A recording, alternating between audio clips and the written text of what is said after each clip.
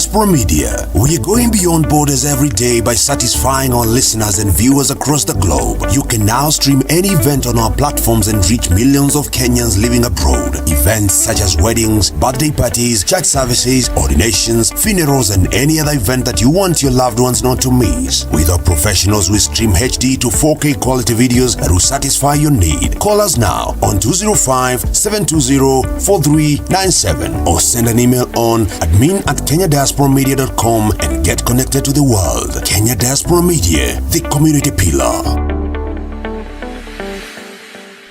Wow, thank you muno makiria murari wa Kenya Diaspora Media. Jitako wanyiko wa mugeranari gatho cia mwanya muno makiria ni tondu wa we ukirumuta boine. Today, by the way, dina a very powerful panel. No na ajikarita na reitha witu haha muthenya wa umothe. We have a very powerful interview.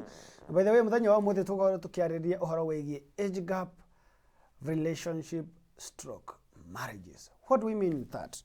Tuko tukimenya what is age gap relationship kana what is age gap marriage and getha mauru macio mothe maikoro makiri mega. Dio kana hihi ni oro wakoro kigwa atiriri hihi mutumia ri ne makoro makihikania na muthuri matiganite na miaka gibao guthie na iguru kana ukaigwa muiretu nake ri ni ahikira muthuri we na miaka matiganite na tuge miaka 30 and above. You know, the society ni makoro makiona undu ucio totagirire kana makona undu ucio hihi we very funny.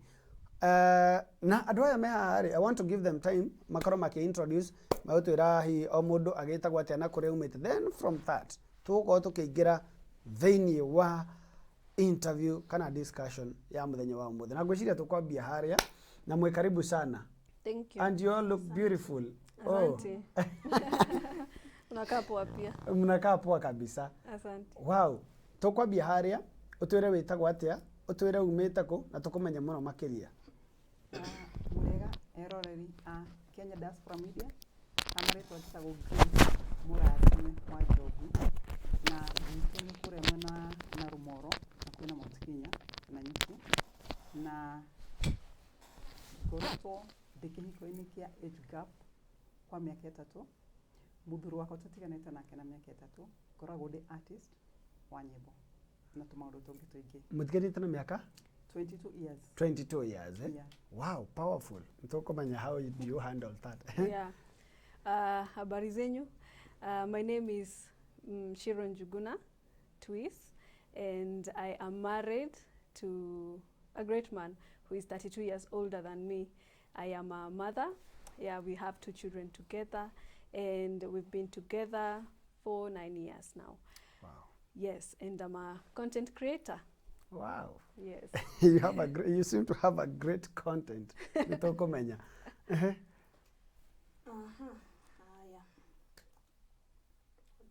do I start? My name is Philomena Kafura Njore Dixon. I'm 28 years old. I'm making 28 Wow. September this Tatuitia keki. I'm married to a very handsome, very cute, very robust man called Michael Stewart Dixon. He's 66 this year, so we have an age gap difference of 38 years. Wow. I come from Gatundu North, somewhere called Kaifere or Gakoe, and currently we live in Laikipia West, Marmanet Division. Wow. Yes. Ko nejirigite guka hindi imwe. Mure wake dio kana no igwa wega kana nenie na ni ndaigwa uru. Oria matiganite na muthuri wake, atigete muthuri wake na 22 years. Yeah. Old, eh? Oyo nake muthuri wake mutigete na 32 years, right? Yes. Na kwa atigete na 38 years. So no uigireirwo meingi. Anyway, rakitwaje na content creator atwiri atiriri hindira mundu akorwo akiaria horo wa age gap relationship kana marriage ri. What are we talking about? Okay, when you're talking about an age gap relationship, Right. this is a relationship where there's an age difference, okay? And usually it's a large age difference, right? So when it's a 5-year age difference, normally we don't refer it to as an age gap relationship because that is normal, right? Right. Yeah, but when it's 10, 15 plus 32 like mine, then that is an age gap relationship. Yes. You can actually see it. It's Inaweza visible. shikika. Everyone can see. Where's the feature? Right. Yeah, wanakuona pamoja wanajua yawa wameachana. Hawa ni akina nani? Yeah. Wow. Now I will want us to start with with Grace, eh? Yeah. Grace Wanjohi, right? Muthuri waku mutiganite na 30 na 22 years. yeah. Neguo, how did it start? Who started who? It Mwekorire just atia mwe hamwe? It just happened. How did it Actually, happen? It just happened. Okay. Me, I'm a hustler. He is a hustler. Right. And we were in our hustles, yeah? Yeah. And we just met, fell in love. We never courted, actually. We just met, fell in love, and got married Like leo na ni leo na kila kitu ni leo. And 3 years plus, and still going strong, Wow. despite the challenges that we face in our every day-to-day lives, because people, they always judge us. But then again, that is our life. It's with, you see, they say love is blind. Yes.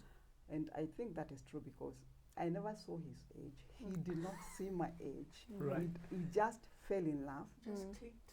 and we Yeah. decided, you are the one, and I'm the one. It was love at first sight. And let me tell you, I had been praying for a partner, and I was giving God all this. I want a husband like this, but that's not what I got.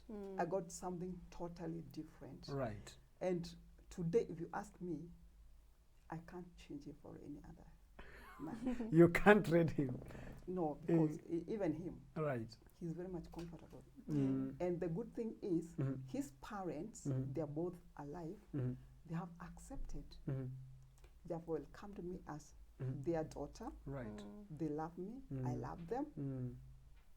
I love my husband unconditionally. Wow. And I know that is the love that Jesus loves me with. Wow. Unconditional love. Unaona hizi vitu zote tunawekanga ati sijui unafaa uolewe na mtu wa sijui this and that and that.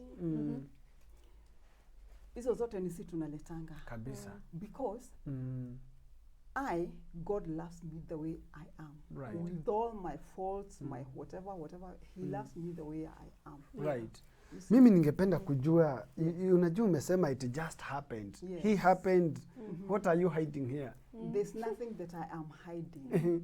Hebu tuelezee, tuambie vizuri, because siwezi taka tuache mwiroreri wetu na suspense, you know. Yeah. Leo mnanichanganyisha na lugha mingi. Me, I am a hustler. Yeah. Kwigo dathite kundu gwitagwo Narok. Right. Whether muturire. Nwanyita. Ndatoretwo kuu ni a relative. Ndarutaga wĩra wa kwenja waru mĩgũnda ũkarĩhwo. Right. Na rĩrĩa ndaumire gwitũ kwarĩ mweri wa kanana, nake mweri wa kanana nake akiuma kwao. Nona? Tugĩcemania kũu, tũthiĩte mairo nyingĩ mũno. Mũkĩhustle. Yeah. On that day. Right. But mũthenya ũmwe rĩ, we happened to tugĩcemania mũgũnda. Twacemania mũgũnda rĩ.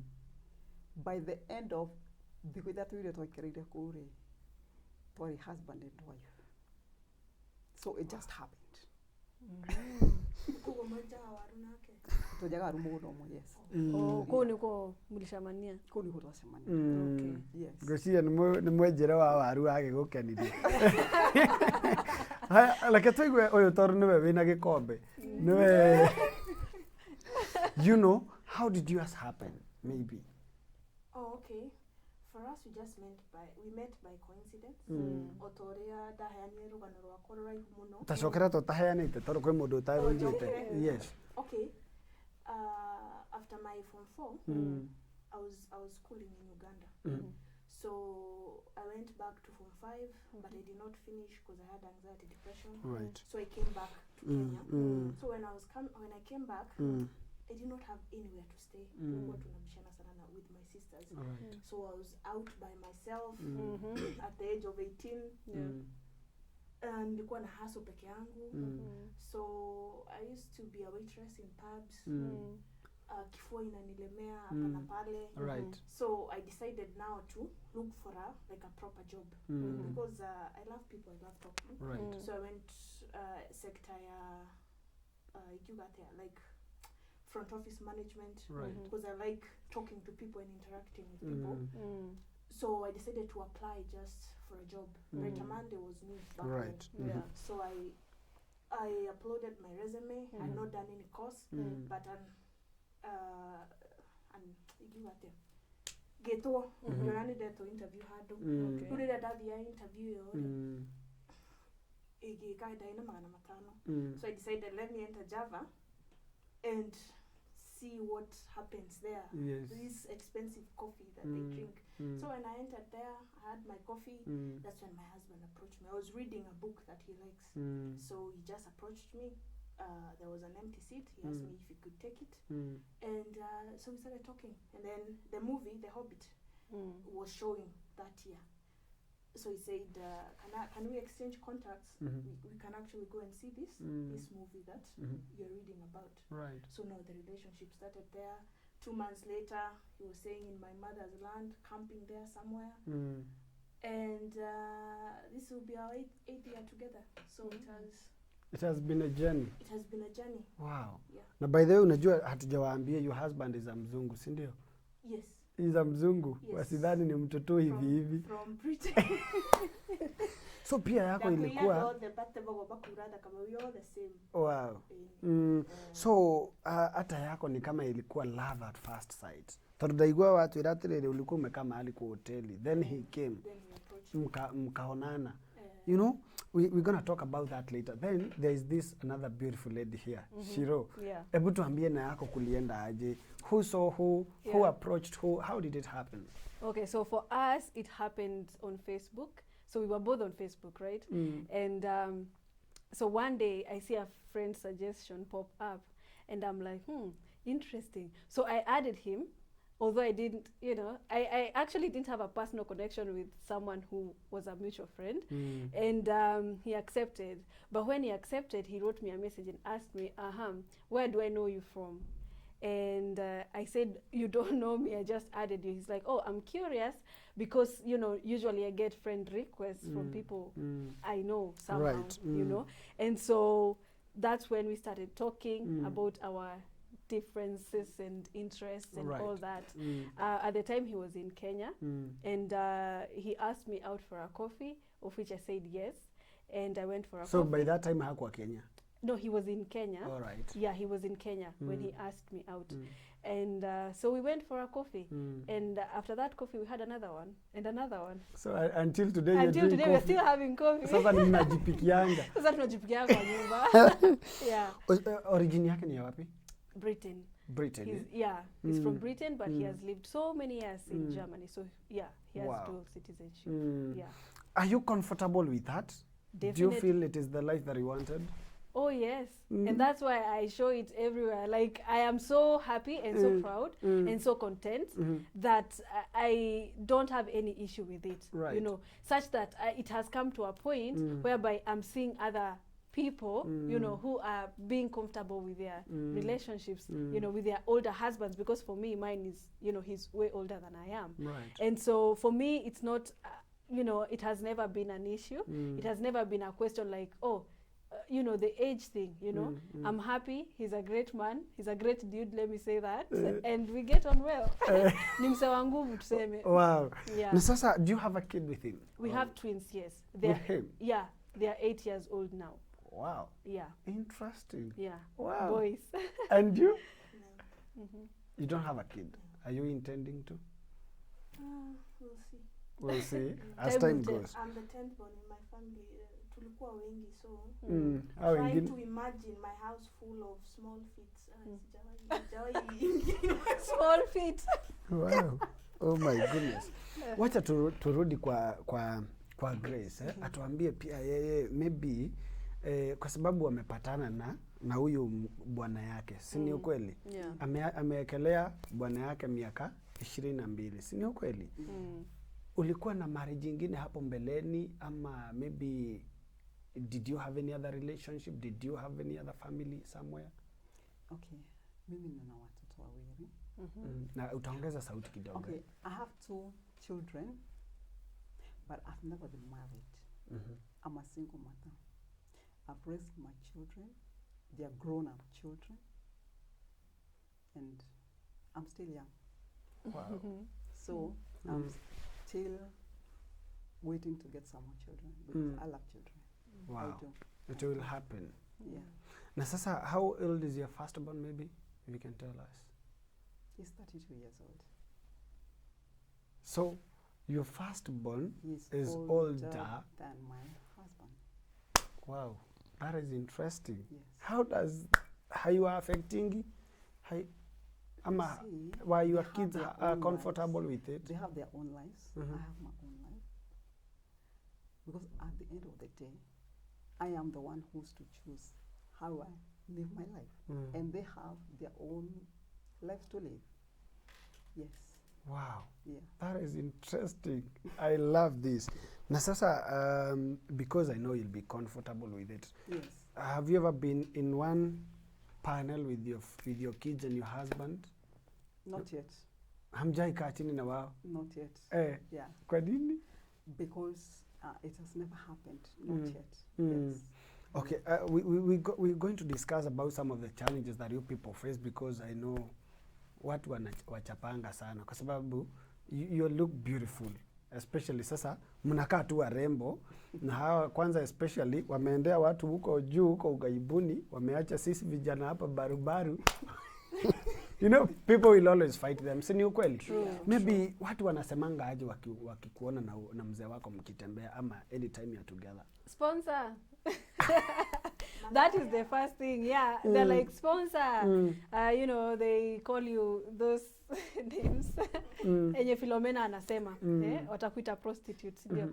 But you know, but that is the only thing they can say.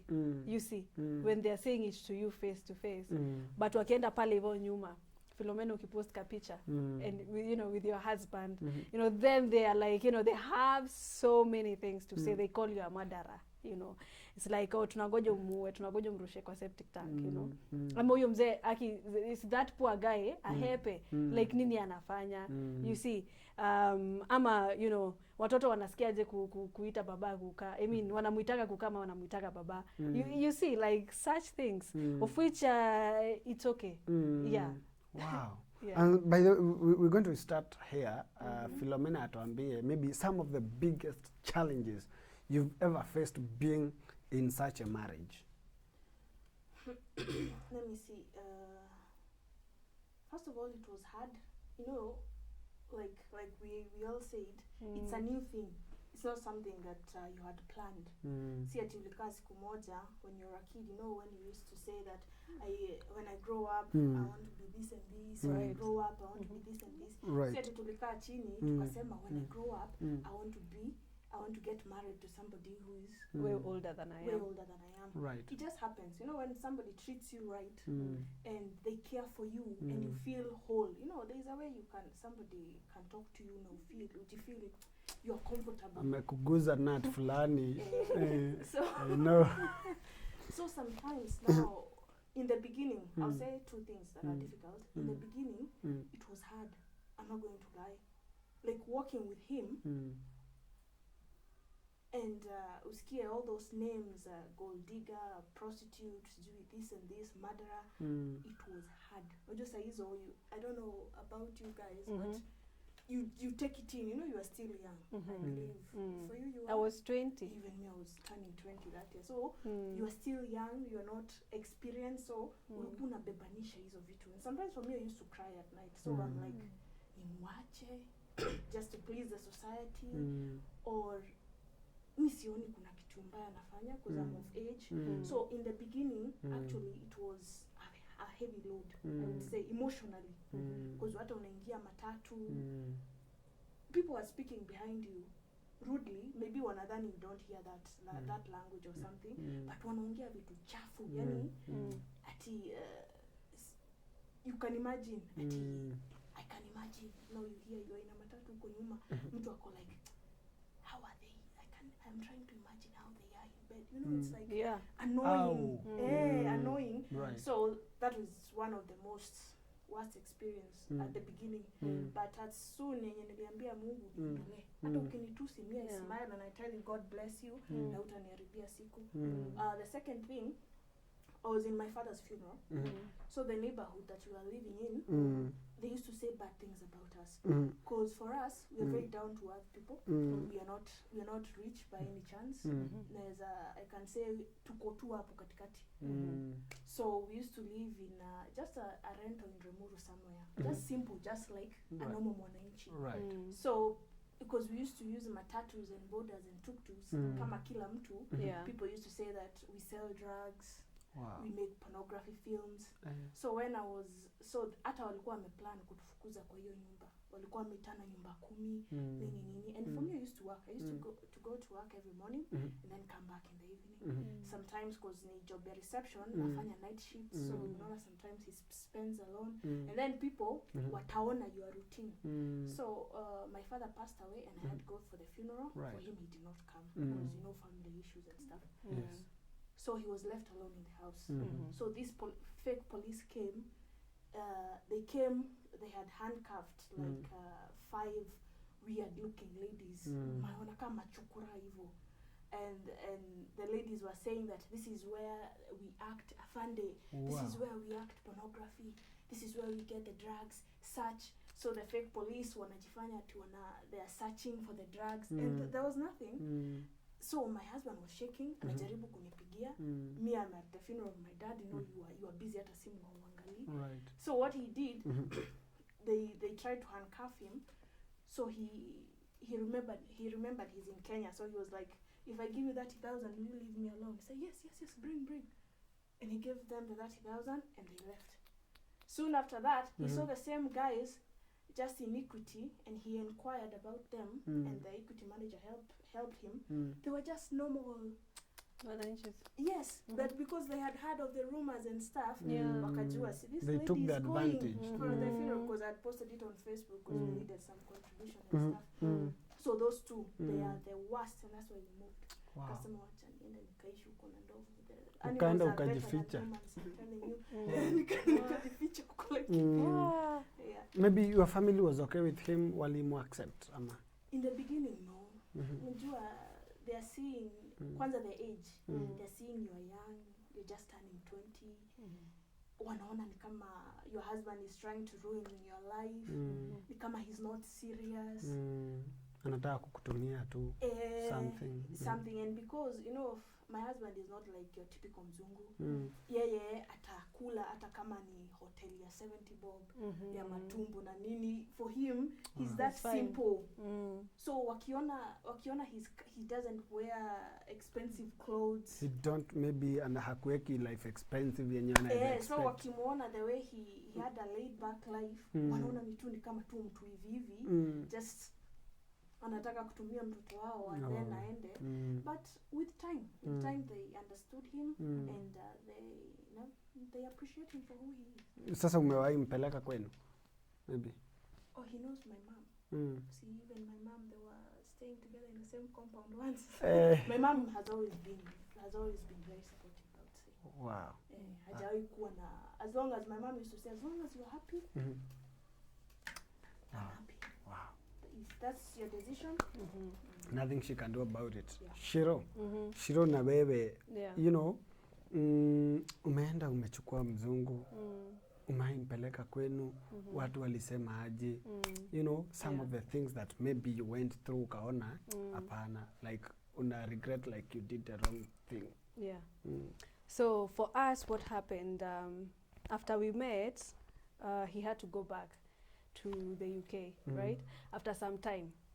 But when he left, we found out that I was pregnant already. For him. And so during that period, we had so many difficulties. And he couldn't come to live in Kenya. I couldn't go to live with him in the UK because personally that wasn't my, let's say, ideal, thing to do. And so for 3 years, I was here in Kenya when he was in Germany. Right. Okay, because he was living in Germany, sorry, not the UK. And so, of course, like, things were hard between the two of us, the distance, and my kids had to be born without him being around. That was not so easy for my parents to see, okay? Alisema alikudump maybe. Yeah. And I also felt at some point, you know, we were not going to be together anyway. Right. But we sort out our issues and he came back when the kids were 3 years old. And so when he came back, it was around Christmas period and he was welcomed home because that's where I was living with my kids, right? And so that's where he met the kids for the first time. Watoto ni wazungu, tuanzie hapo. Ni wa Kenya tu. Wow. You know, Yeah. people expect that. Yeah. So they are half caste. So they just look like half caste. Maybe wamegawanya nywele uso. Yeah, hivyo. But wamechukua damu yangu sana tuseme. Okay. But so when he came, things were not, let's say, awkward, right? Because tulikuwa na, unaona, during that online period, like, tulikuwa tunaongea sana, we were communicating a lot. And so it wasn't awkward when he came. And for my parents, they were like, you know, huyu sasa ni wa familia. Like, huyu ni baba ya wajukuu wetu. You know, he's older than my dad, but they are like, this is our son. Like, it's awkward like that. It's funny. Actually, it's funny like that. We make jokes with it, you see? So I can't say that personally I faced any, let's say, rejection, let's say, with my family. Walimkubali mapema, unaona.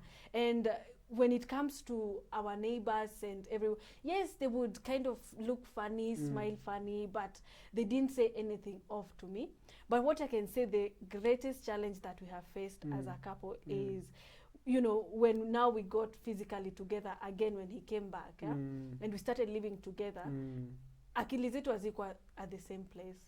So for me, I was more concerned and I was more looking forward into building myself. Like, you know, I have a career that I want to build. I have a life that I have to live, you know. And for him, amefanya hizo zote. He was almost facing retirement, you know. So yeye, kila kitu unataka kufanya saa hizi, ashafanya.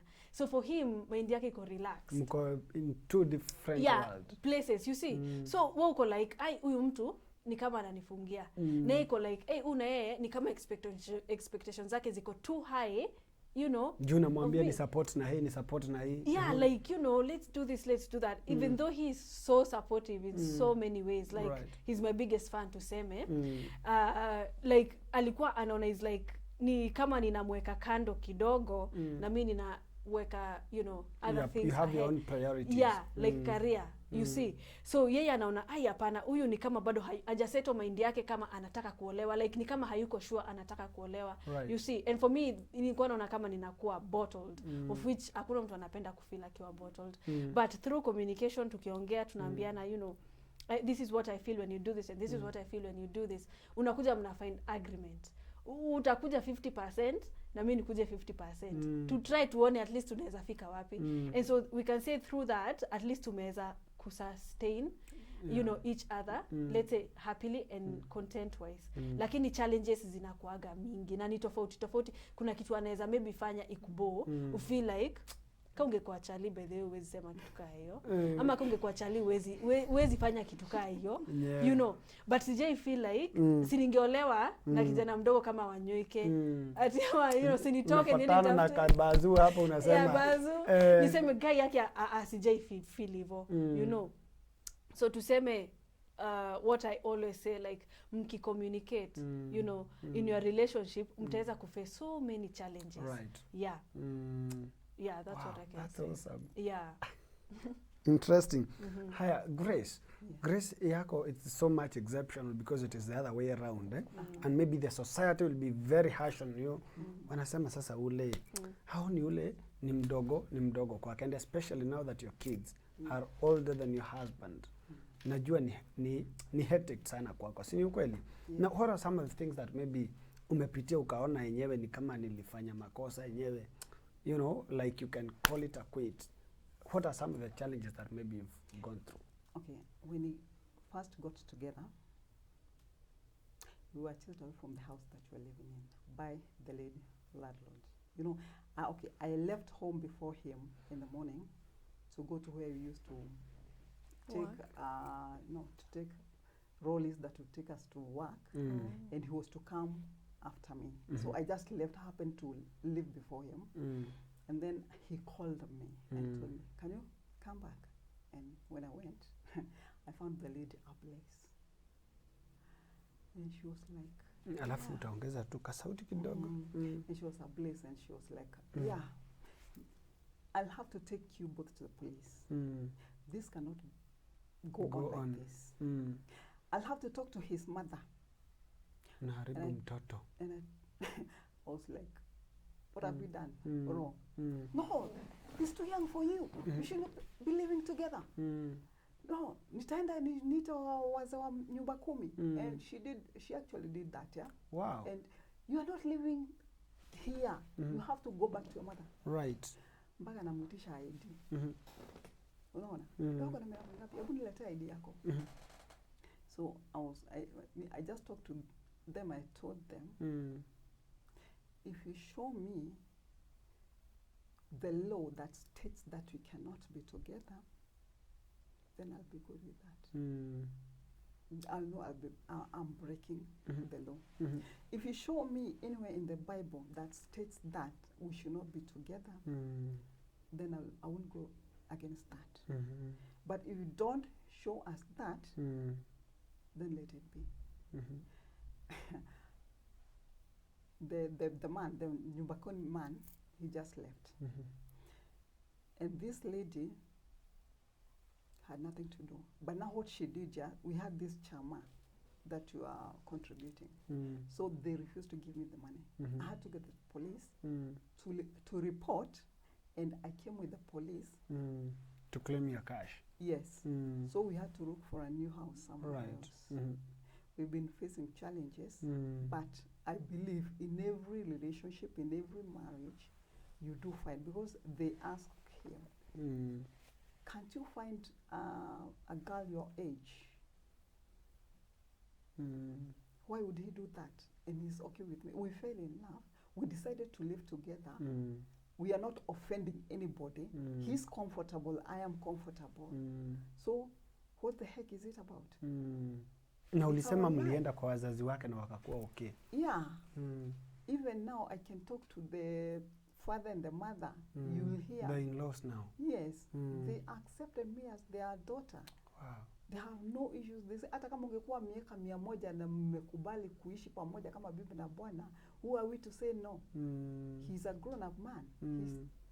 He's grown up. So he chose you amongst all the girls that he's known. He must have seen something in you. So they are okay with me. Yeah. Wow. We talk almost every day, and they always invite me. I go home. Sometimes she actually sends me chakula from nyumbani. You see, she always packages food for me. Ndo mango ashe waru zote. Okay, where they come from, they do gwashe waru and miji vitungu. Kwani ni kwetu kina gofu? You got it. And daiva miji ya kwetu. Carrots, yeah, milk. They really, both of them, they love me. Wow. Sili ya kuwekelea, hapana. Actually, nikimaliza wiki moja bila kuwapigia, wananitetesha. What's not happening? You're not communicating? Right. Everything is okay? Yeah, everything's okay. I have no issues. Me, hata watu ongea wasiongea, me, I have no problem with that. Wow. Yeah. Maybe jipata mmeenda church, eh? Yeah. So you know a husband and a wife maybe wataenda church. Mmeenda kwa church maybe. He's not a church goer. Hamwendangi church. Unajua kuna ile situation mnaweza jipata mmeenda kwa a religious function, mnapata maybe church haiwapokei vizuri or something. Maybe. Okay, we've not been at. Okay, I did this once, yeah. I talked to this pastor, and because of those things, those comments from people, and actually he gave me a meeting, and we sat down, and I asked him, "Are we doing anything wrong?" And he told me, as long as you respect each other, as long as the parents have accepted you, there is nowhere in the Bible that has stated that a woman should not marry a man who is younger. There's nowhere that it's stated. So if you are okay with that, no problem. Yeah. Wow. Yeah. Anyway, tuwikara tugishoka hau kutoka maki. Nigetha tugakohe break kidogo. Maybe we can know from Philomena, what do you do unafanyanga nini with your husband maybe to build up your family? He's retired. So basically it's me. I've been employed, I was employed from 2011, 12 up to 2018. Then from 2018, now we moved to Laikipia, and I started my own business. Because when I was doing the front office management jobs, I fell in love in working in the hospitality sector. So when we moved there, I decided to build some cottages. Cottages made from cob. It's called the Marmanet Cob Cottages. Right. So I have two, and they're fully furnished. So I just rent them out to visitors. Huko kwetu watu wamenunua mashamba. When they come to harvest, matina hado hago ikara. So they rent out. So I get local business, and it's diverse. Anybody can come anyway. And people they're attracted to them because they're made of soil. They're made from red soil, sand, and straw, just rammed earth. Utire mahiga, utire bito, nitu, 40 centimeters thick. Wow. Soil, I happened maybe to see them once. Na so your husband hafanyangi kitu? Yeah, I'm retired. He's enjoying his retirement. Unajua kuna watu watasema, people will have different perceptions. Kuna watu watasema, huyo dame anakaa tu na huyo mzee wakati yako ka retirement to benefit kataisha hataponyoka. Maybe how do you respond to that? Maybe kwe modoge ori obuhari. Kwe modoge gatire mwire tu ucio na tondu Philomene hau ne toido to muthuri nene wake amkwaja. Watu lazima watasema hiyo. People will have to talk. Mundu ugatiri hagu na hatire wendo etagira riria onge toido twa muthuri wake wega riria tugathira atapotelea tu huko. So if that was my intention, riria twasamanirie ri, see, I could have stopped working. I could have stopped working. Why wake up at 4 o'clock to be at my shift at 6, and then maybe the person who's supposed to relieve you of your shift at 3 akose kukuja, ujikute unafanya mpaka at 11, 10 or 12 at night. So you know those working in the hotel industry, the shifts and stuff, it's hectic. I know. Ni matatu, jam ya Mombasa Road. This time I used to work along Mombasa Road all the way from Rumuru. So if it was all about taking his money all those years, nimekwambia nimefanya kazi, why would I be waking up in the morning? Siningekaa tu hapo ngoje kila kitu nisaviwe, but there is some sweetness when you make your own money. And that's why even when we moved, I started my own business. Wow. So that I have my own income, tofauti wakoa, twadoba, ningedagiria do, kona ke. Kona kanyamu gako. Wow. And then, people have this perception that white men are all rich. That men are best. Kwa jamudu okita Kenya, okita kuria toido twake. It's not that. Yes, henaria togu, I'm not denying, but they're not kuna wenye daruta kwa tetia togu. You must have that support and balance. No masige utawera nigeda onanie, I bring something on the table, and then also there's that respect. Nona when you are married, utumia rehe na mudhuri rehe, there's that respect, and there's that you are all participating. Satisfaction or satisfaction. Wow. And Shiro, this thing watu wanawajaje, wanasema wale madem nini sijui nini, kuna ile tu maneno watasema, and especially like she said, ni wake abushio, ni turamenya kiria reda. What can you say about that? Maybe do you do something, maybe kana ogikaraga you are housewife?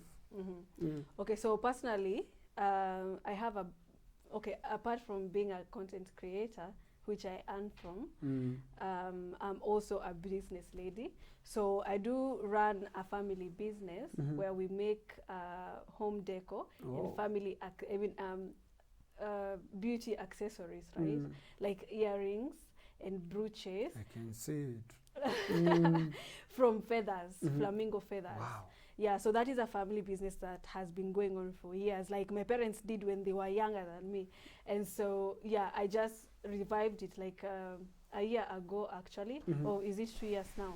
Yeah. And so that's what I do. Right. And but if I had wanted to be a housewife, I would have been a housewife, because there are, you know, people are different, right? We are not here to say that it's wrong to be a housewife, Right. or you shouldn't be a housewife, because, you know, if that's what you want to do and both of you are fine with it, then do it.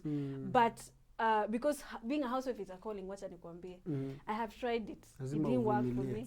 me. Yeah, it didn't work for me. Right. And so, you know, I am comfortable and I love it. I love it when I am exploiting my potentials. Like, you know, when you have so much to do, wacha tuseme hivyo, unajua kenye unaweza fanya. Whatever it is. Like for me, it's all about talent, by the way. Seti nafanyisha degree kazi, No. ama nafanyisha nini of which sina hiyo degree, ama sijui nafanyisha. No, it's my talents, yeah?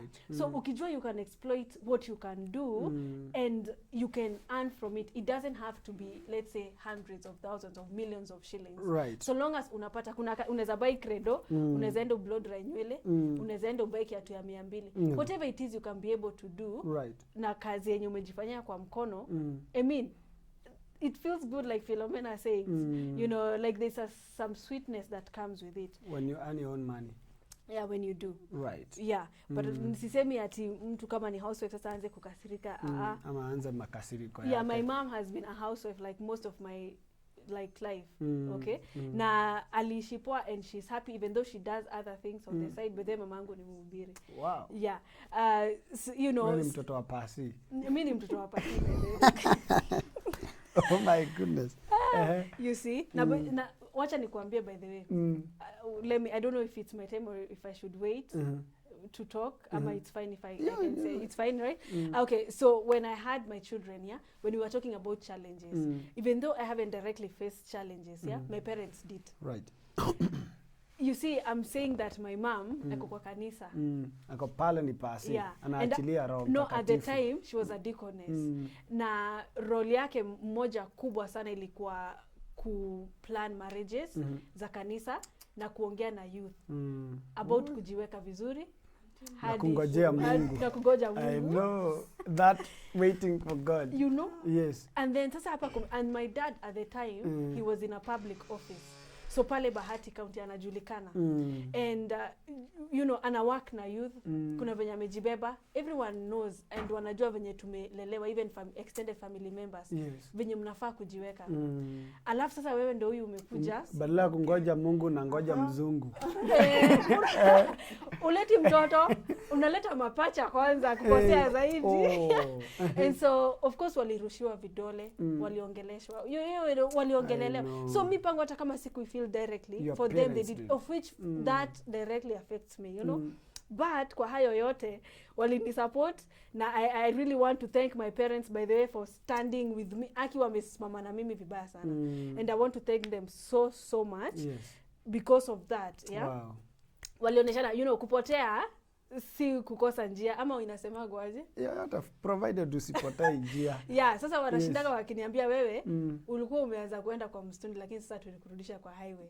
You know. So You are yes. on the right track now. Yeah, you know. Na utatereza lakini hiyo si kusema that's the end of your life. Yes. It's not the end of your life.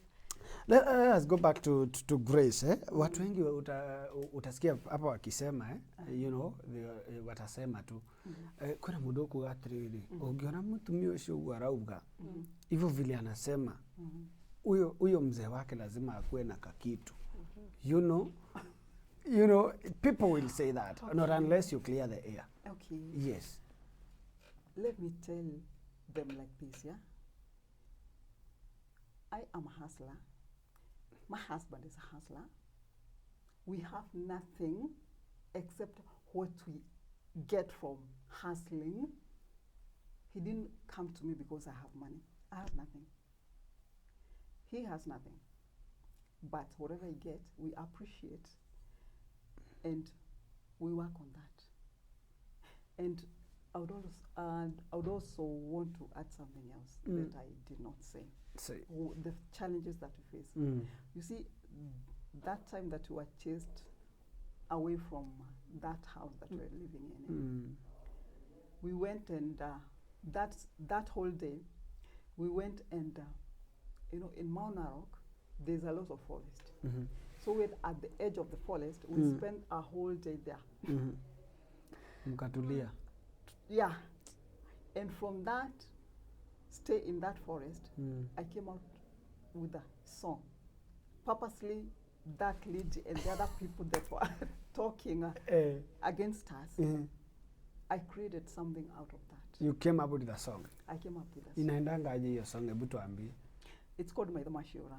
Matigira ya ng'ombe inywe mai. Maitho Mashiura. Matigira ya ng'ombe inywe mai. Because people, they were talking about us, and they don't know why. Why you there? Why we decided to love, right? Or why you fell in love, what you've gone through. I know. Tatuhutiria Maitho Mashiura, just one kidogo, we gonna feel it. We went to Radekeshia Karana Maitho. It goes like this, yeah? Yes. Mane humbera morengetio mudukana mangerere doke menya mera nagaterere ame hamwe mane humbera morengetio mudukana matidani mashoka no magagoti gagatagate Aya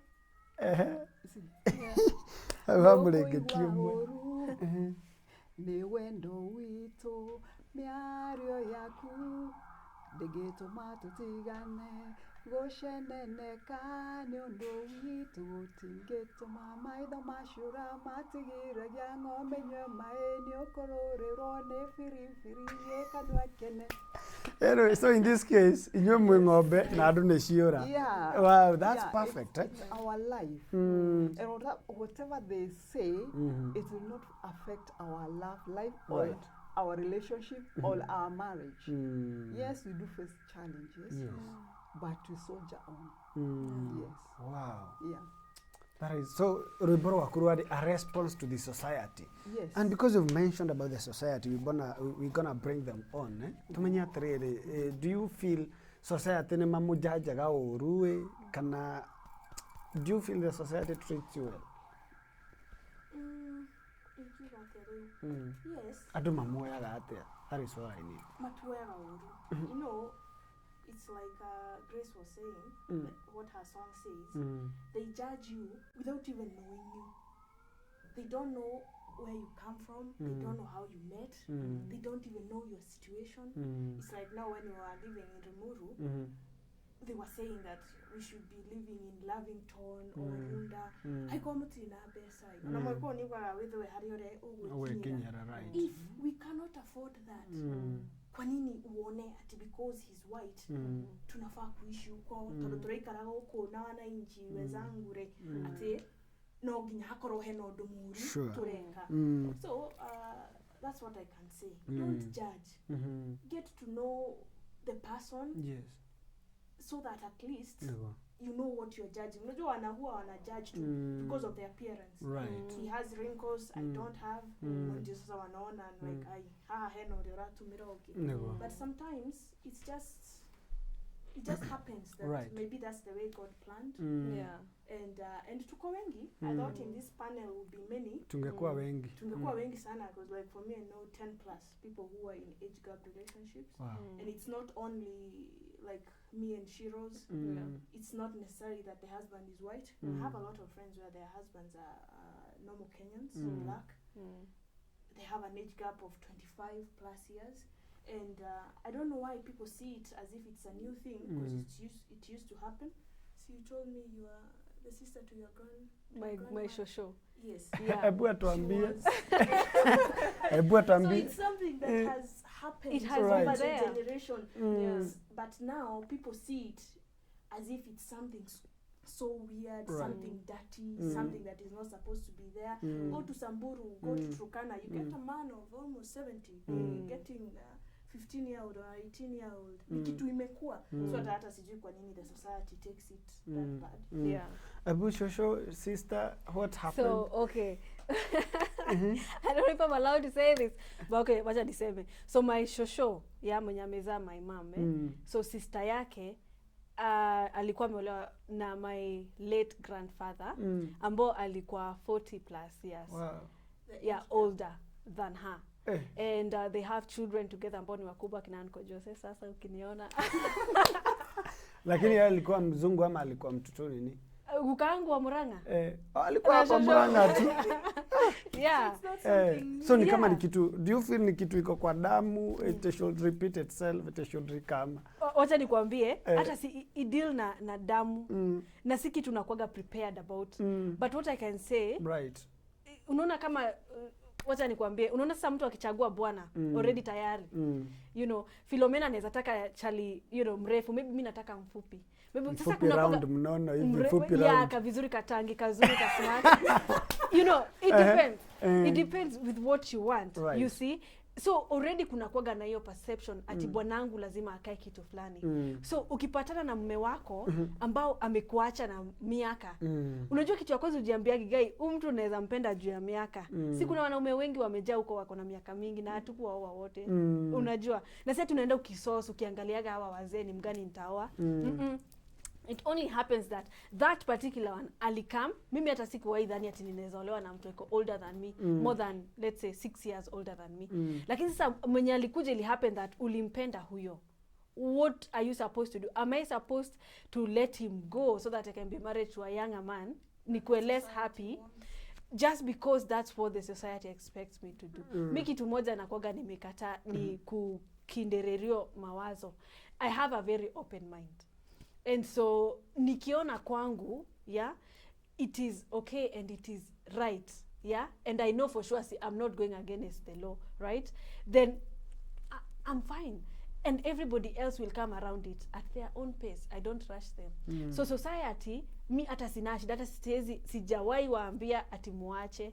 Yeah, but when it comes to a situation whereby someone wants to kill themselves, like a story that I know of someone who killed themselves, literally did, a lady, because of the keyboard warriors wale wa internet, wa kuwatukana na kuwashambulia. Yeah, when it comes to that, yet I will say please try to refrain from that. Right. But kama ni kwangu, kuja ukiwa all in, express, fanya venye unataka, because that is you. Yes. And if you are gaining anything out of that, continue doing.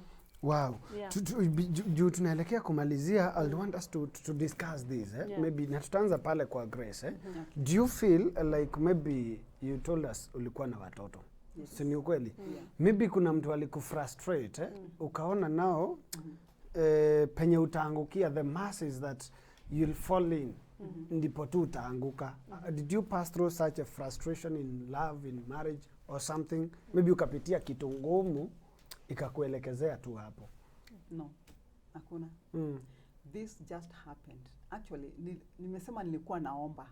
Na nilikuwa naomba Mungu anipatie bwana, at least ameniacha na miaka 2 ama 5.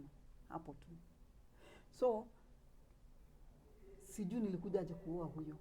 It just happened, like I'm saying. Okay, Ebu the hapo, who have married who? Umesema hujui how you came to who married who? We got married. Unajua ume. Gikoyo. Exactly. Nikiogweta gatheria hau. What did I say? Ugatrere ugioka kuhiki ndoyo wahikiri oyo atia. Nikigendo. Okay, gikoyo nikirito. Yeah.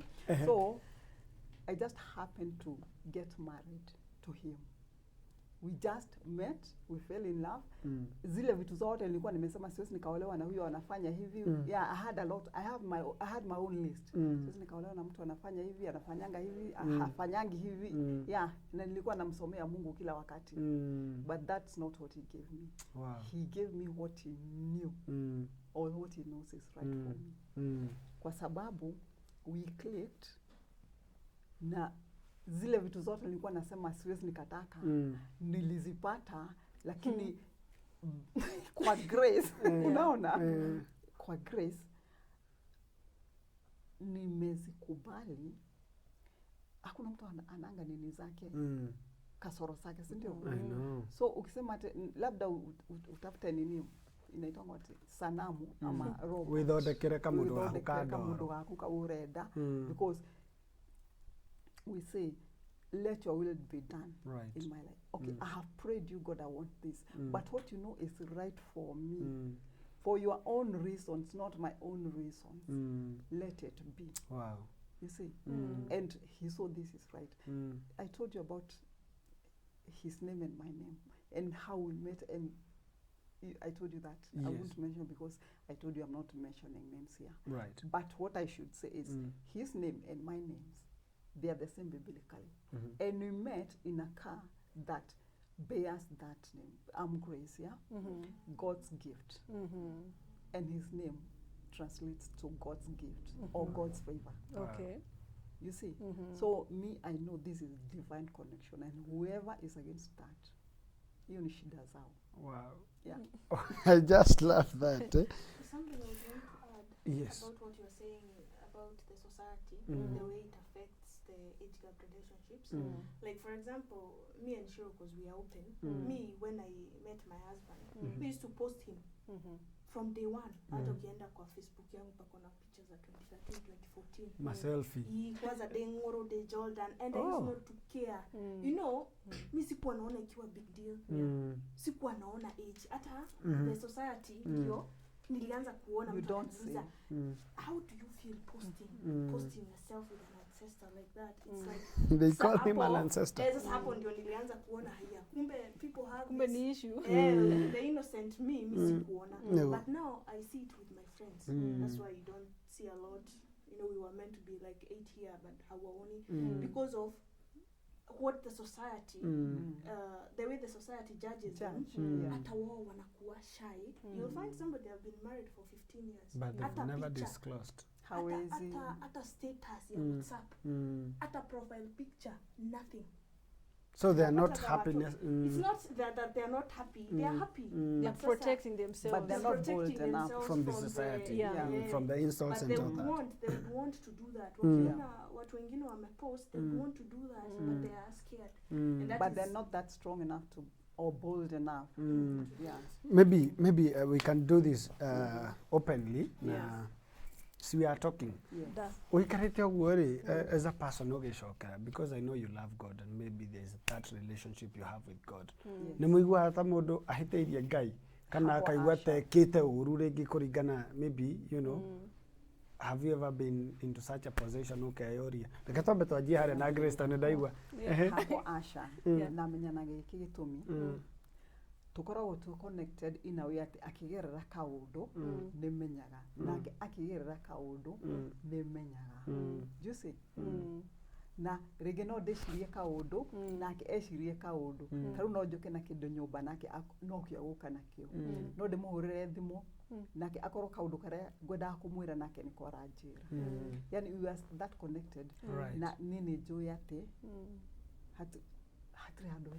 the reason kiria gekate nigetha tucokie kiuria kiu ri I read the Bible, maybe ti andu othe makoragwo me Christians na ti andu othe makoragwo me religious, as I may say. Ndauria kiuria from my own perspective na kuringana mundu ungi ungiuria kiuria ta kiu. The Bible says mwanake ni agatiga ithe nake muiretu atige nyina, and they'll come get united and be one.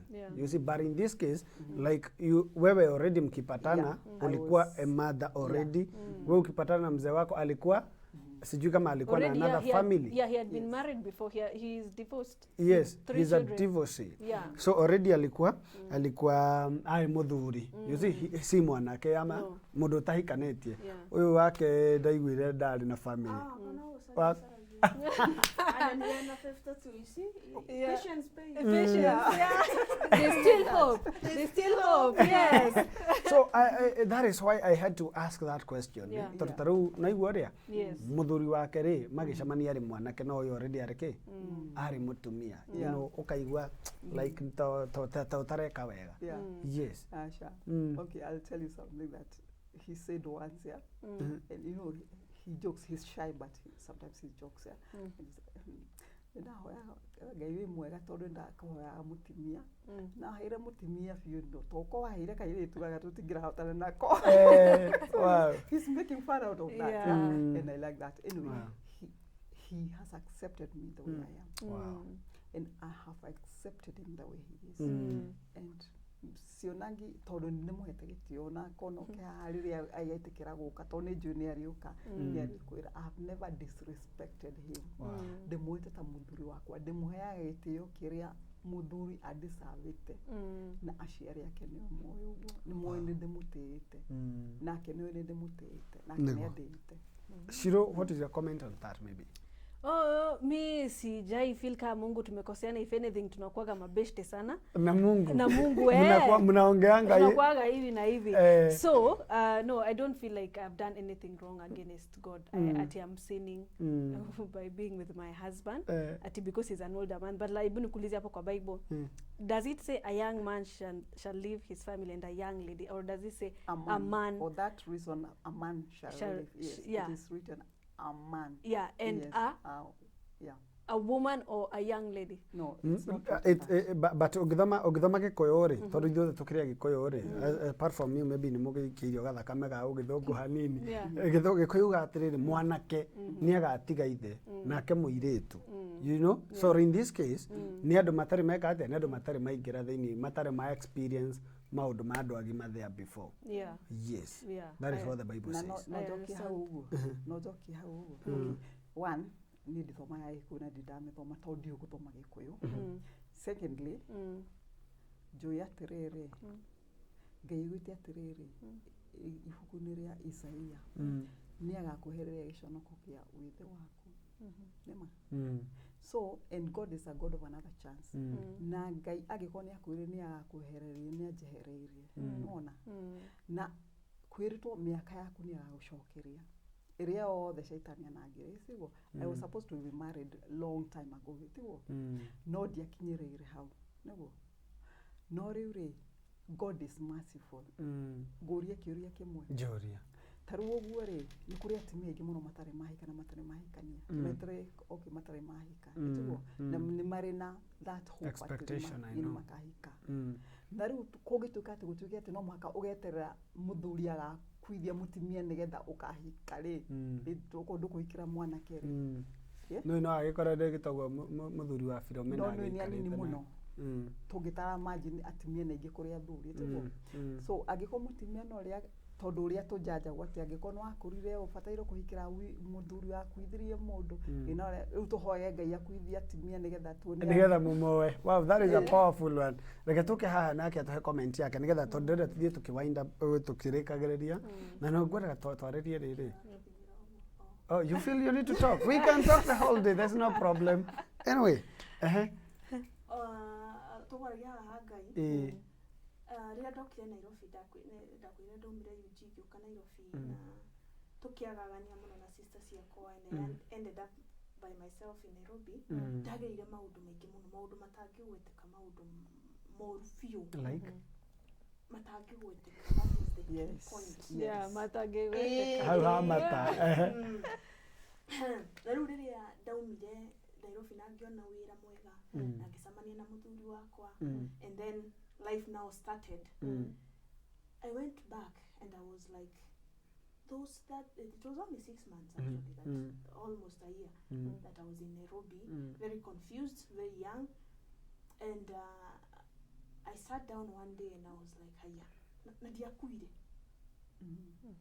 ndiarwarire, Ngai nĩ mwega, nĩtondandĩkirwe no, God is always with me. Hallelujah. Tondũ rĩu ndonire atĩ Ngai arĩ na niĩ, he was always there. Even if I was lost, even if I was doing what I was doing, but nĩ amenyereire, he protected me, showed me the path, and I met my husband, I went to school, I was working, now I own my own business. Ucio ti Ngai. Wow. Ngai mũnene. Ahunjia. Ngai mũnene. Ngai tagũkuĩte mũhothi nĩ ingĩkũnengera. Anyway, rĩrĩa tũkorwo tũkĩarĩria rĩrĩ, there are people, I'll give my comment, age gap relationships like korari na ndo gitura expect makoro in this panel Yeah. no regi matire na that courage Yeah. ya gukoro makiumira tondu mararigwa atiriri andu mekuga atia hihi mekwaga kurumo you know na Philomena tugithi gwika the first interview ni etigagira muno kiria cia You did 5 times. yeah before we did it ni aretigira atiriri andu mekuga atia you know ni ekurumo muno Yeah. kwina andu aingi muno makiria I know me in age gap relationships etiguo na tukwanjia haria he Grace mundu tocio hena mundu gikorwa agitigira would you encourage someone to be in a marriage like you are? Yes, I would. By saying this, tiga gwikirira Ngai conditions. Mwire akuhe mundu uria ukwagireire. Ngai ni wendo, na wendo wa Ngai ndukoragwo na conditions.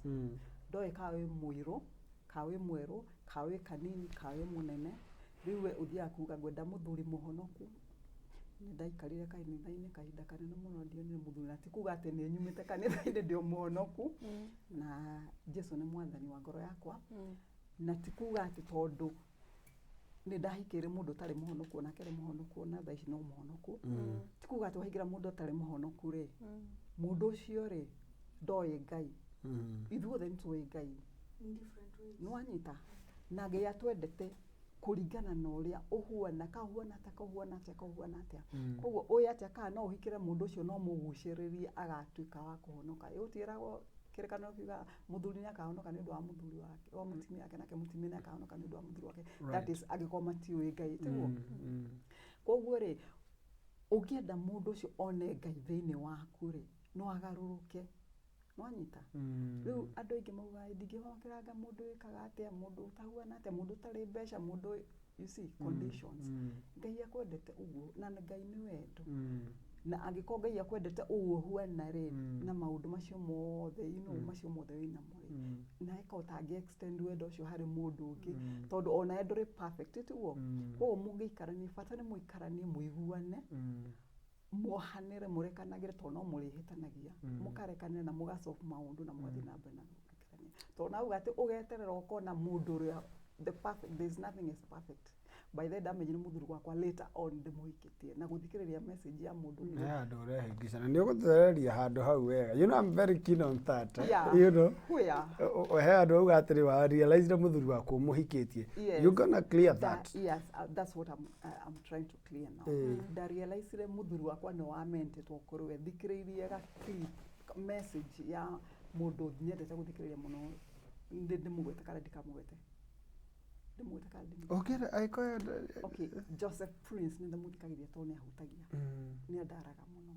so there's this clip donire yake akiuga ladies mungenda kumenya muthuru waku uria Ngai akubangire kana ni the right person niki ni ukuonia grace na ukuonia mercy na kiana kireigire ya uria ya muthuri uria watumitwo ni Abraham agathie gwethera Isaac mutimia ahoire iho akiuga mundu muiritu uri uguka kurehe ng'ombe kurehe mahiu make haha maithe ndimuhoe maĩ ma kunywa nauge ona mahiu maku ni ngumahe maĩ ucio Ngai reke akorwo ari we ona Boaz nake riria ni Ruth riria athire gwika ati kurogota matigio maria matigagio mugunda maitika maria maitikaga Boaz augire muiritu uria murekagirie extra nigetheki atia akionio grace utugi na by the way jeta utugi turia gikuyu if you translate koguo ri ne ema nona mundu uri ukuonia that because that represents God ungiona mundu uri ukuonia icio umenye ucio niwe ti mundu uri na indo nyingi kana ki that mercy and grace na ni ndacionire ndina mwira haria twathire riria twaurirwo ni mbura tuthiete mugunda ndona twira okay hingo twathire kugetha hingo nigetha tucemanie ri twathire kugetha waru ri turuirwo ni mbura imwe nene muno ndaihugite na ndiare na kindu twagithia tucoke mbura igituhingiriria twahirwo kanyumba tugiakia mwaki hingo ni ngari ihirio andu a wira so mukuhinyaniriria hau kanyumba kau mwaki hagatagati mwirigicĩrio angĩ mena gũkũ thutha na angĩ mena gũkũ mbere so niĩ na my friend twarĩ na harĩa thutha irio rĩrĩa ciarugirwo rĩ andũ magĩtharana irio niĩ ndionire irio na my friend tondũ tũtiũĩ na tũtirĩ na hinya ũcio mũndũ ũcio aikaire haha mbere yakwa akĩnjĩra ndũkamake. Now your husband. Yes. Akĩnjĩra ndũkamake tũkũrĩa ici ciakwa nawe na gĩcoka akĩnjĩra ndũkamake nĩ gũkũhe kabuti gakwa ĩhumbĩre kĩhinga gĩkĩhĩa. Hapo sasa alikuchotea. So he showed me mercy. He was graceful. Leo ndaka kurealize later on kumbe ile join ni kutia so he was godly. Agĩkũhutia andũ. You know that is interesting. So anyway you should be looking for something for somebody whose heart is godly. Mũndũ wĩna tha na mũndũ wĩna ũtugi. Na tikuga atĩ ũtugi no rĩrĩa ũngĩheo Mercedes Benz nĩ tondũ tu okay tondũ tu tũmĩ nĩtagũcinĩrwo mbembe ũguo tondũ mũrahenĩrie na mbembe ta ngũkũ.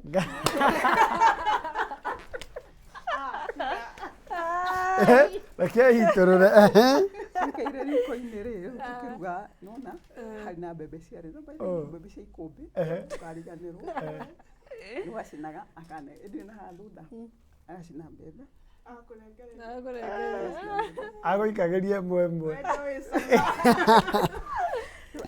akandirikana my grandfather tondũ nake nĩanjinagĩra mbembe ta icio ndathiĩ gwake my late grandfather so he was kind he was caring and he is still today and that's why I love him. Wow. Yeah. No ndio mũririkanagia agũikĩirie mbembe. That That is interesting.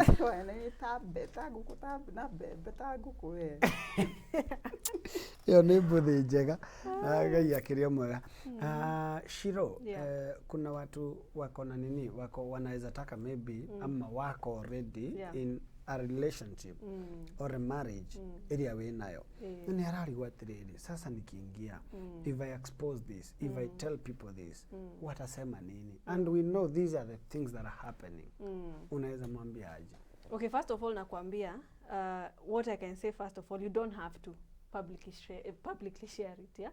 And when I say you don't have to, simaanishi sasa mjifiche. Nasema like you have the option. Kama laana. Hapana, usijaribu kufanya hiyo chambo. Ati chambo. Sasa nimeanza kwenda uko West. Usimfiche, yeah? But you have the option. Right. So you know yourself. Are you strong enough to deal na hizi vitu ziko? Yeah. Can you really do it? Yeah. If you can't, then don't. Lakini kwa watu wenyu, familia yenyu, hao wengine, yeah, definitely have the courage for him. Right. Ama for her, kama we ni mwanaume. Umpeleke nyumbani, ama uwaambie kama hutaweza kumpeleka. Because we know now families, kuna kuwaga na challenges mingi za kifamilia. So, but tell them, let them know. Yes. Sindio? Lakini, wacha ikue at your own timing. When you are comfortable to share. Unajua because hii si jambo dogo na inadependigi na other families. Maybe Philomena akuwa na shida na mom because she knows the relationship they have. Anajua mamake, you know. Maybe for me I didn't have the problem because I know kwa wazazi wake hawaku kuwa na problem ya boy because you know they know. So for you have to gauge your situation first of all. And second of all, I would like to say if it's let's say the Father's Day ama ni Valentine's na uko na mtu wako hapo siku moja jistu hata wewe umpost. Sometimes you will see what you fear most. Once you face it, that's how you deal with the fear, and that's how you are able to deal with it. You know, you are told to face your fears, right? And so ukijipeleka ukijionyeshanisha, like for me by the fact that I share so much about my age gap relationships inaifanyaga hata ikue fun, you know. Na hakuna hizo tuseme wasiwasi ambazo zinakuaga ama maybe ningekuwa nazo siku ya kwanza maybe nikipost ama nikimuonyeshana kwa public, right? So you gain the courage, do it at your own timing. No, usikue pressured na sisi tunaifanya publicly, na tena usijifungie tena sana, usikose kuishi just because of the society, you know. Be bold and do what you need to do kuoneshana love yako to share your love. You know? Yeah. So what I can say is it all depends with you as a human being because unajijua. Unaweza encourage demarika yako akue na in such kind of a marriage. Yeah, but I'm not advocating for it. I'm not saying like, oh, okay, sasa msidate akina Wanyoike hapa. And then mtafute mabudesco. I'm not saying ati mkosage baka mabibi. Kwanza wewe uko na bibi. Sina bado. Ni agete. Wanyoike ni single hapa by the way. Unaweza share. Anyway, what I'm saying is ukipatana na yeye tafadhali usijifungie hata kidogo. Lakini ukiwahi feel ati wewe I'm always talking about intentions. Kama intentions zako si correct. You see here we are all talking about love here. Atuongea about other things, any other gains here. You know, we are talking about love. That should be the core value ama the core intention of you kuendea huyo mtu ambao ni older than you ama younger than you in like Grace's case. Okay? And so if you know your intentions are right, then you should go for it. Right. Yeah? Uwe uji-educate about how you're going to deal with it. Vitabu hazitakwambia kila kitu, lakini unaweza omba. Unaweza omba about grace hiyo ambayo tunasikia hapa. Na always inakuwaga sufficient. Mungu nakwambia haezi kuku let down. Nakwambia haezi kukulet. Hata kama uwezi bedhea ambia wale watu wengine, ongea na Mungu. Ukiomba unamwambia Mungu nipatie grace na unipatie wisdom. Wisdom nao ni lazima ukue nayo. Ya near any relationship, but of course in this case we are talking about age gap relationships. So unamwambia Mungu nipatie hiyo wisdom, nipatie hiyo grace kabisa, na unioneshe njia, show me the way. Ana atakuongoza. Muda wetu umetupa kisogo, nasikia Waswahili wakisema hivyo, although we gonna tutakuwa tu tukimalizia, maybe your words on that, your remarks on that. Okay. Let me first say hi to Lemuta and Hortensia, who really wanted to be here, but they could not. And after my interview with you, I get a lot of calls, by the way. That's how I met her. And we've met for the first time face to face. My family nulia kachai juu ya kuwakutanisha. And I'm still yet to meet a lot of people that I met through that interview, whereby when they call me, even if it's somebody like Grace or Hortensia, the challenges are the same. And their husbands are black, and for her, like, the age difference is the other way around. But you find some challenges are the same. For example, like the thinking, kama venye Shiro was saying, even my husband used to say that's his biggest challenge. Like Shiro was saying that for them they are now relaxing. When I expect the energies chilled. Tumaudu twake no kahora, you know, whether kame yaku no hiyo. So the more people call me who are in age gap relationships and marriages, that's how I come to understand how similar they are. They are different, but they are similar. The way the family perceives it, the society is the same. For example, like my friend Hortensia is always saying that Nikwaza said mona anede digiri imekwambia hau ikikuhikira modo ke otideketa to miaka nene iletu anene tani unaona. So but for her, there's something she told me which I really liked, is that the love they had with the husband made the rest seem like nothing. The family, the society, you got there, it made it seem like there's nothing, because she was loved, she was accepted. She found the person that accepted her for who she is. And we were joking the other day, and we were like, personally, her character and mine are the same. We are hot-headed, stubborn. Hot-headed, nikusema uko na kichwa moto ama kichwa ngumu. So if we did not get these older men to tame us, like modwaraku kila na ugakira, kafra kila. Unajua hapa akona two commandments, your husband na tena miaka so there is that respect. So si tunasemanga by the way, kama tungeoleka kwa tu vijana tungeasina nile tende tungiroa wa mudhema mrekane transform. So actually God gives you gives you somebody according to your Something of your kind. That is true. That is so true. That is true. So what I would urge Yes. people in these relationships or people trying to get into these relationships, Mhm. first of all, don't do it for money. Don't do it for raha, because you can get a very rich person and you live a very miserable life. Right. Yeah. Happiness is not all about money. No, No it's kaindu about ngikiria happiness. mahiga Yeah. No nginya ko ene koguo yendeire we. mũciari ĩtakorwo nĩkĩo ũtarendwo. So anyway, don't listen to the society. If it's what you want, go for it. If he Right. makes you happy, he makes you Yeah. complete, he makes you feel like you are worth it. Go for it. Yeah. Yes. Tukimalizia, but of course I'm going to give you maybe the last one chance, nigetha tukimumenya wega rĩngĩ kũrĩa mũndũ angĩkĩmuona and all that. Yeah. I want Grace. Yeah. Grace, you know your case is very exceptional. Nani andũ aingĩ matirĩ meyumĩria with such kinds of relationships. Ũtwĩrire your husband and your son matirĩ makorwo rĩngĩ magĩũka in one page, but maybe of course relationship yaku na ciana ciaku is still intact, right? Very intact. Very. And they Now- know that I'm married. No kuria taru no yo tũratũrĩte na gũkũ Narok, Narok. Nĩ gũtũrokire na gũkũ. But eventually we're going to. Time will tell. Yeah. Now, naigera rĩrĩ because of course no mathiĩ makĩone video ta ĩno. Etiguo. Yeah. Na rĩngĩ no ũkorwo matirĩ makwĩra, na rĩngĩ makorwo nĩ marĩ na ũndũ makoragwo meigĩire thĩinĩ wa ngoro ciao, na matirĩ rĩngĩ makorwo magĩkũ-understand. I'll give you this chance, ũkũrora kamera ĩrĩa ĩ harĩa, nuona ĩrĩa mũroranĩte nayo, Yeah. you face it, warie na ciana ciaku and maybe your family arĩa matarĩ makũ-understand, matirĩ mamenya nĩkĩ weciririe, na mostly in this case warĩrie ciana ciaku Okay. and make them understand everything. Okay. Yes. My dear lovely sons. Na wananĩrĩre tondũ nĩ ciana ciaku ũrarĩ. Okay. My dear lovely sons. Ndĩmwendete mũno. Na no ko mũtirĩ mwamenya kana nĩ mũĩ no mũtirĩ mwamenya.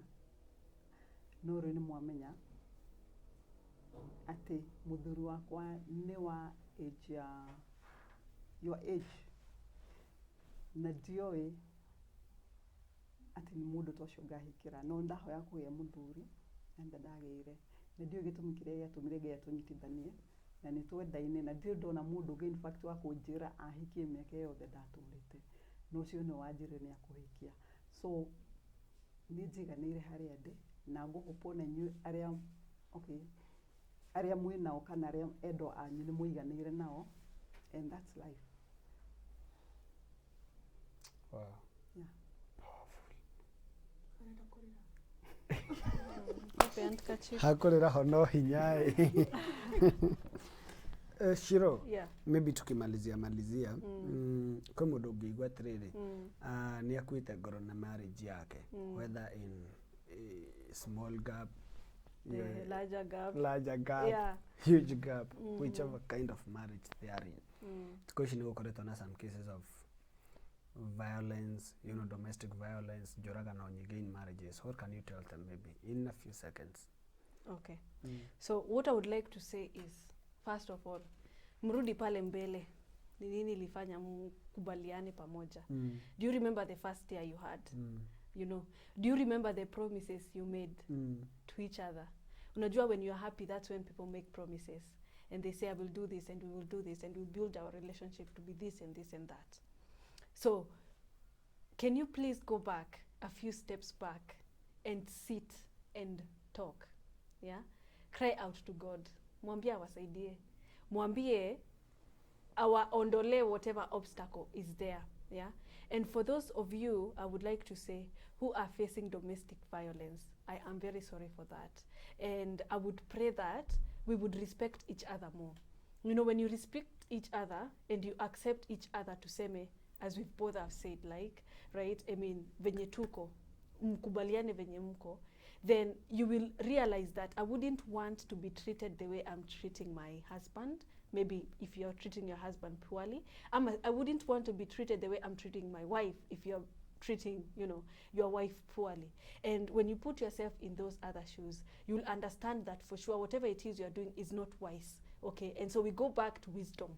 Yeah, ujiambie ujiambie wacha ni ombe Mungu anipatie wisdom ya venye nitaweza kusolve issues zangu na mama ya watoto wangu ama baba ya watoto wangu ama my partner if you are partners, let's say without children involved.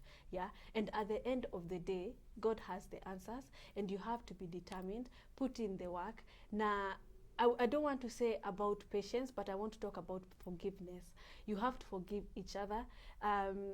Kama umeoana 20 years ama umeoana 3 years, sisi tumekuwa pamoja with our partners different years. Yeah, and we can all testify that you have to forgive. Lazima uforgive, like uwezi sema like hutamsamehea, because the more unabeba vitu kwa mgongo, the more it will be bigger for you to handle, or the way it will be bigger for you to forgive.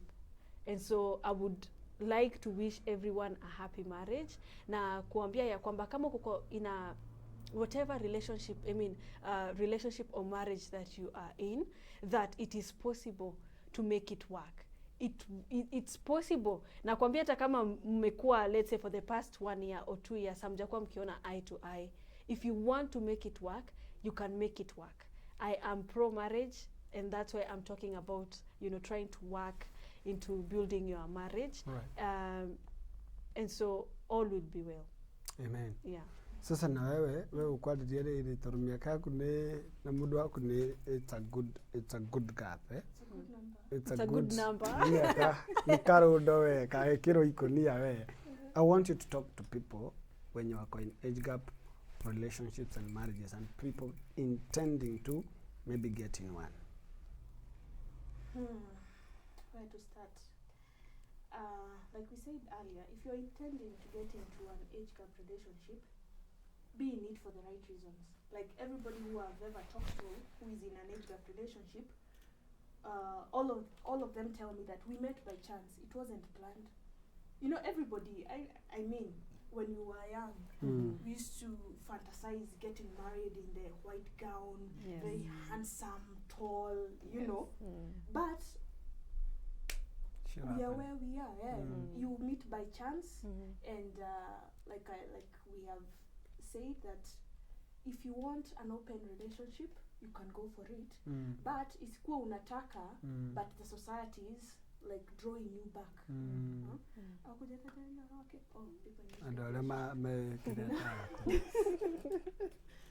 And the people who are in it, okay. And the people who are in age gap relationships, don't feel like, I know a couple, when they are going out, they use different vehicles. I mean, imefika hapo that you're so embarrassed that you cannot walk hand in hand. You love this person. You are not at huku umeshikiwa gana hapo ukaambiwa uoleke na yeye ama kuoe. You chose it. So if you chose it, be proud of it. Leave it. Yeah, leave it. Love it. It's kind of awkward. Leave it, love it. Love it. Yeah. So don't be ashamed. Right. Love that person. You chose him or her. So pendaneni. Kabisa. Na msiogopane, and I wish them all the best. Kipendwa, pendana naye, ukiachwa, achika. And be proud of your marriage, your husband, your wife. Yes. Let me tell you, like, how can I put it? Even though your partner doesn't say it. For example, ukamshika tu mkono ati mnaingia kapab fulani hapo, hata kama ni ka home pub. Atasikia kakitu nie kuigua ya na kubenenya de to kumtwara Sayuni. You know how black men, they are near to hanini, but they feel it. See ati how I feel. We are all humans, we have emotions. Akuona mwikileta status how you Kaigua kiyodo. So these small things, by the way, they create impact. Exactly. So be proud of your marriages. Yes. Love that person unconditionally. Right. Don't be ashamed of them. Yeah. Siwaambi ati muende mkitangaza if you don't want, because there are people who like living private lives. Sure. But seem like what I'm trying to say. I if you understand. want to post him, feel free. Status mweke. Yeah. Walk with him. See, don't use different. Enda Simona yeye. Kabisa. Changamka na yeye. Si ndio? Na ndasho kigatho cia mwanya muno makiria because of honoring my invitation. Thank you. Na guka kwaria maybe Grace maundu andu aingĩ matangĩhota kwaria eti gũtangĩkorwo na grace ya Ngai you can't talk to them you can't talk about them na tondũ gwĩkora mwekorire rĩ and it is already there and you're happy about that there's nothing we can do about it if you're happy you know if you're happy why do we have to get involved into that we have nothing to do about that so God bless you so much mimi nawatakia kila la heri Asante. kwa marriages zenu the flourish Amen. si ndio Amen. hata nyinyi mkuwe power couple si ndio Yes, kweli ndio hivyo. Actually we are. you power couples Right? right. Yeah. Wow. We are. By the way, you get someone Now, who all loves right. you for who you Yeah. are. exactly na rĩrĩa rĩngĩ kũrĩ gĩkorwo no hiki mũrĩkĩrũgamĩrĩra mũndũ mwe best couple you know, it can be powerful tunaweza kuja huko na kamera kumulika nataka tuanzie pale in a minutes time Yeah. how mtu anaweza kupata aje you know if you do anything handles zako zote kama ni namba ya simu utakuwa comfortable kupeana 1 minute kindly Okay. yes Naitwa Murathime Grace. I'm an artist. Kuna wimbo yangu moja inaitwa Maithoma Shura. It's on YouTube. Utaenda tu pale uandike Maithoma Shura by Grace Wajohi. Murathime Grace. Utaipata, unaisikiza, inaongea actually kuhusu hii. Manake niliandika sababu ya hii kitu. Venye tulikuwa tunajajiwa and it's a powerful song. Pia namba yangu ya simu ni 0746881109. Ukiwa na swali lolote, I'm ready to answer you. Anything you'd want to share with me, any challenges that you face, I know you are there. Lakini haujui mtu wa kuongelesha. I've been there. I've seen that, I've done that, I've gone through that, I'm still going strong, my marriage is strong. Talk to me. exactly Yeah.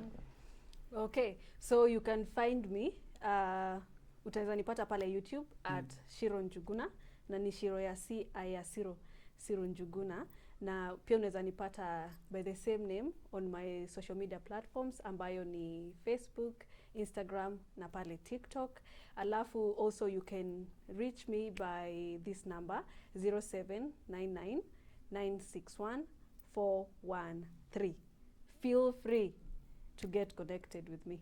wow Yes. wewe twaheana namba yako ihana hiyo Namba yaku. Okay. I'm Philomena. All my pages, social media zote najiita Philomena Dixon. So, and I have a Facebook page of my business called The Marmanet Cobb Cottages. You can go and like it. My phone number is 0726441771. And all the people who have been calling me who are in age gap relationships, they call me to talk, advice, or even approaching parents or doing this and that, continue calling.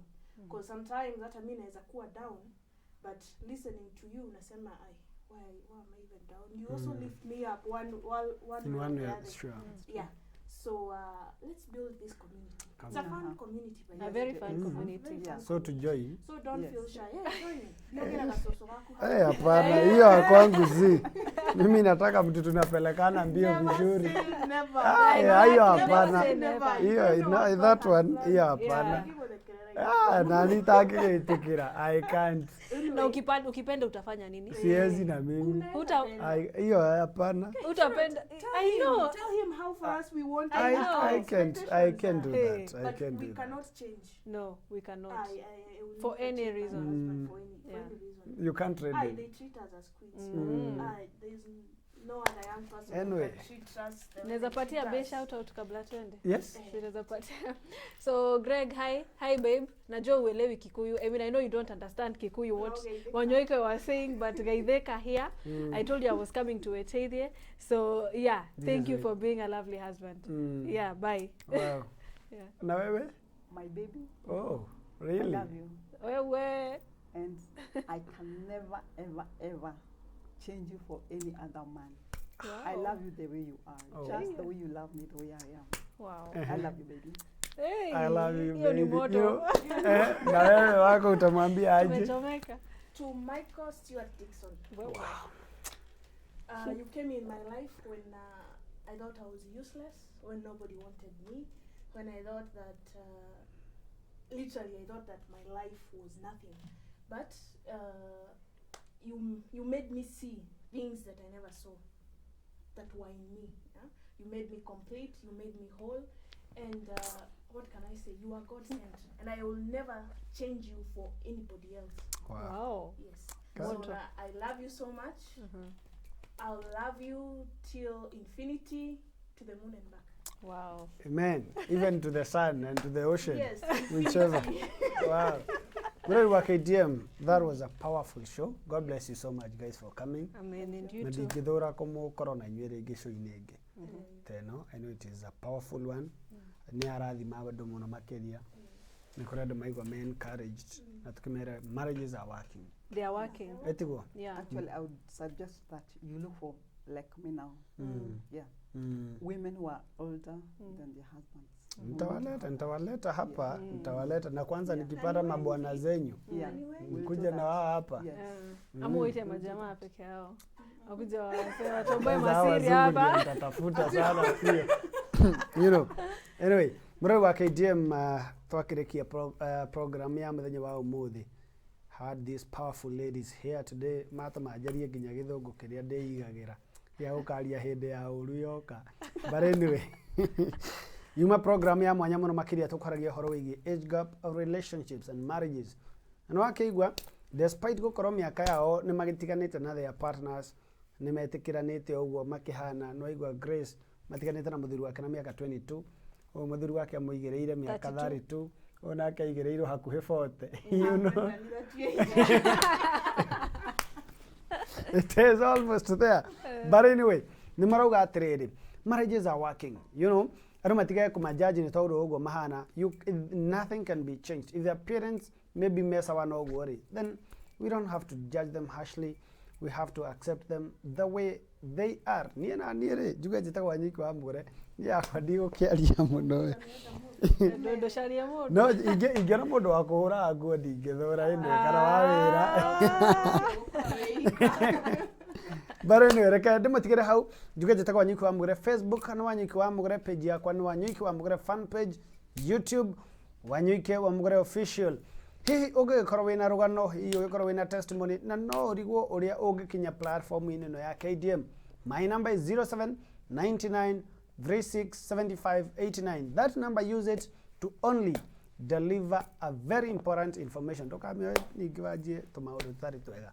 God bless you, bye bye. Gokono wa KDM ginya hinde we gidimweritheria wira ri mwega ngai amurathime na mwike wega. Bye bye.